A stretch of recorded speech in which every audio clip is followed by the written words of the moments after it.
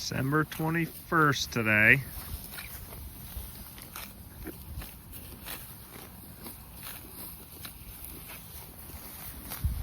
They got moved into a bunch of grass. So there's no hay required for a little while. Probably another month or so, or hopefully close to it.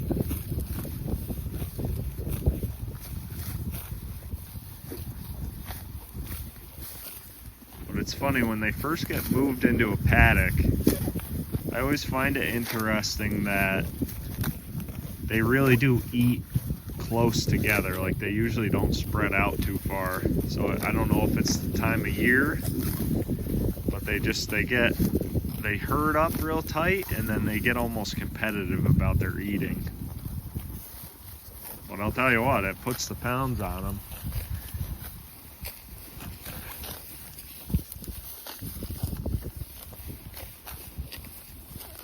Get their fur coats on, but they're definitely still maintaining. I mean, I don't know how much weight they're necessarily gaining right now, but all their energy needs are definitely being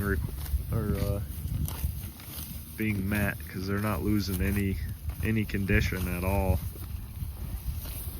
You know, and most of these still have calves on them.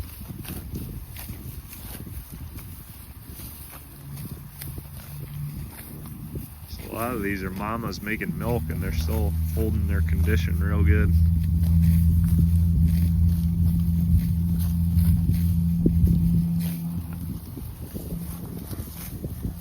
Secret is keep the feed in front of them.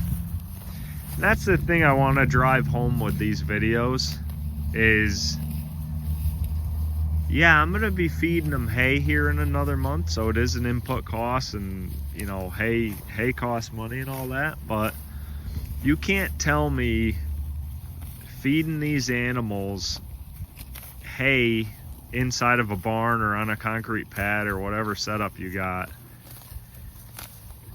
like they're getting way better feed out here on the field. And then the fact that they're fertilizing the ground as they're eating like this,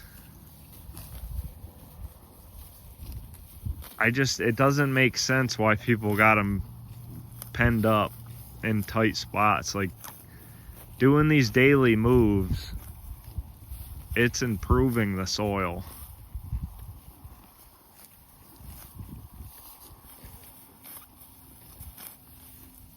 And I just want to drive that home as a learning opportunity for people.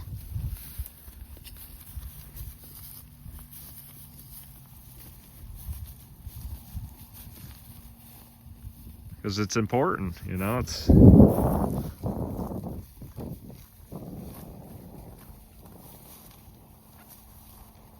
we got to get the cows out of the barns and on the fields.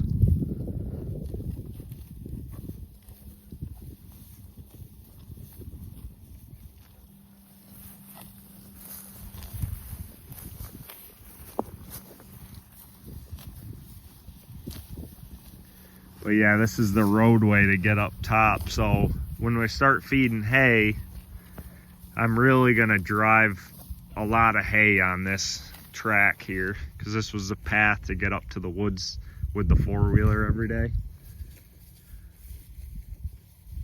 During this, you know, and it really wasn't even that long. That's the tough part, but we had just such a wet fall. It was a tough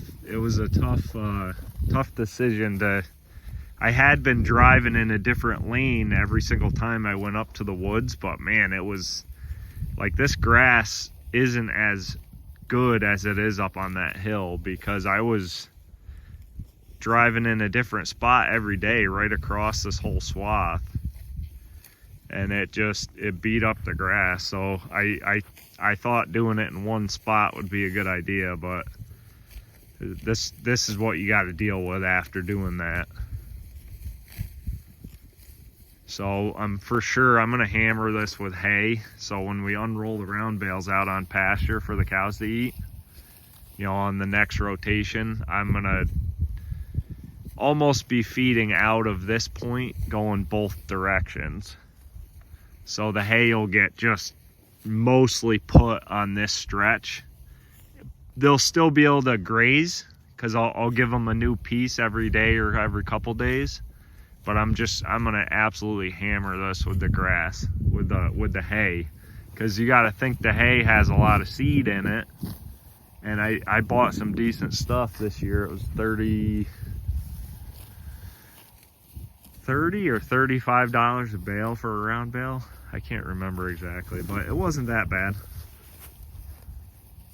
And I'm gonna just make sure I get that fertility and then all that seed that's in that on these spots, and then the grass will grow in the spring. So I know it looks bad, but I am gonna fix it before it gets real bad. Because that's what'll happen too on a hill like that, is you got all the water running out of the woods. So you're gonna get some heavy erosion, and it's gonna really start cutting into the ground. But we're gonna fix it. All right, that was a long video. Sorry, fellas. Thanks for watching.